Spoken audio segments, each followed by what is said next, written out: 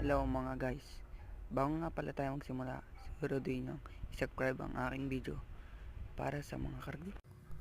What's up mga ka-buddy? Dito nga guys, tuturuan ko kayo ng tutorial ko paano nga ba baguhin ang inyong settings ng inyong device. Ang device ko nga pala ay Redmi 7A. Ngayon, bago tayo mag-start, siguraduhin nyo munang naka-subscribe kayo sa aking video. Tara, start na tayo. Punta tayo sa settings and punta tayo sa about phone. About phone lang ang ating unang pupuntahan. Yan guys, hanapin nyo lang ang about phone. At guys, bago muna tayo magsimula, pindutin nyo muna ang notification bell and hanapin nyo dito ang MUI version or yung tinatawag nating developer option. 7 times natin pipindutin yon. Dito guys, hinahanap ko pa kasi hindi ko masyadong kabisado dito.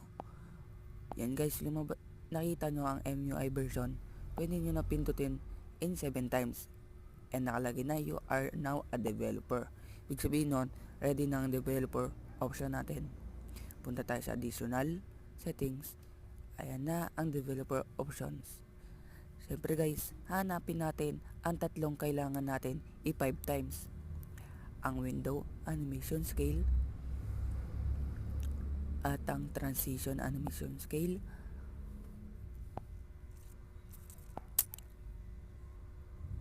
at yan guys, 5 times natin yan. At animator duration scale, i-5 times lang natin yung tatlong yan. At pwede nating lakihan ang small width neto. Sa akin 360 lang original width neto. Ginawa ko dito ay 380 para medyo malaki-laki ang mga bands ng ating screen. Yun na guys, dito ready na ang yung cellphone na makipagsabayan sa mga gaming phone at smooth na smooth 100%. Hanggang dito